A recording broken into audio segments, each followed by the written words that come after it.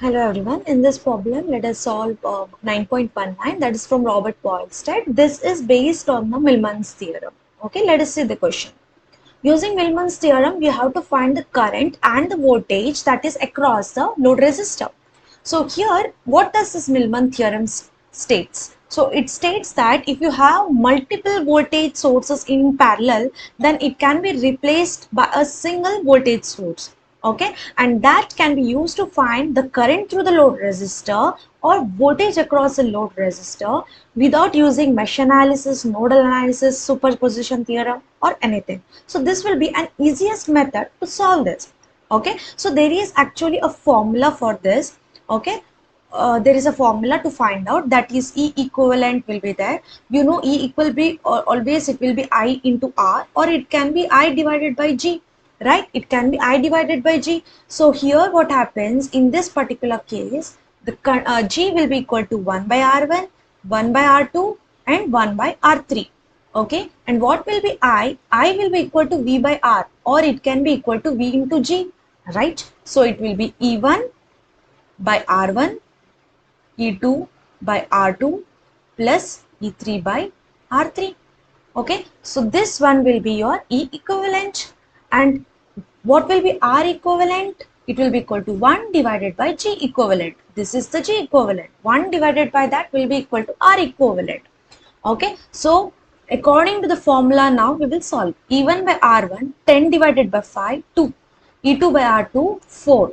E3 by R3, it will be 4. Okay, but see, if you write this answer will be wrong, because you can see the E2, it is reverse in magnitude. Okay, here it is plus, here it is plus, here it is minus. So this will be minus. Okay, this will be minus, because we can say this is plus minus. So if I'm taking the resultant here, and the greater magnitude will be obviously in this direction only, it is in this direction only. So 2 plus 4, 6 minus 4, 2. Okay, so that will be in this direction, so I'm writing this as minus. So 2 minus 4 plus 4, this gets cancelled, the numerator will have only 2. Okay, next 1 by R1, so that is 1 by 5, 1 by 4 plus 1 by 2. So what is this? It is equal to 0.2 plus zero point 0.5, that is 0.7. So this is 0.95. This is Siemens, right? And here it is 2. So E equivalent will be 2 divided by 0.95. So let us see that. Okay, 2 divided by 0.95. So that is equal to 2.105 volts. 2.105 volts. That is E equivalent. So here I got something like this, 2.105 volts. Then I have to write the R equivalent also. Okay. So this is 1 by 0.95. Okay. So what is that then? 1 by 0.95. So this is equal to 1.05. 1.05 ohm. Then you have the load resistor RL. Okay, what is this load resistor RL? It is 3 ohms. Okay, so now you have to find the current through this, and you have to find the voltage across this. So now what I will do is 2.105, I am going in this direction, minus IL into 1.05 minus IL into 3 is equal to 0.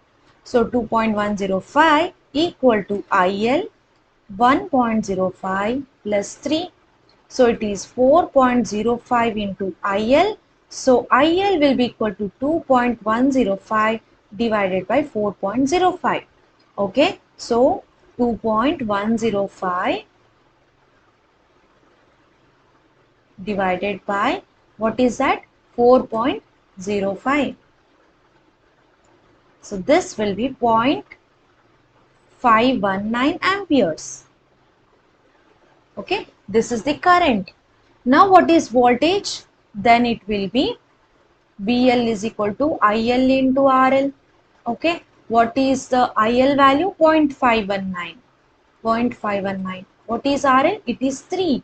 So this will be obviously 1.557 volts.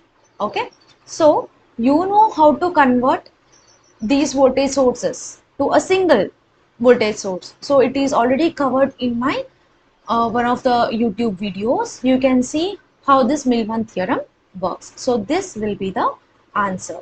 Okay. It is 1.557 volts and 0.519 amperes.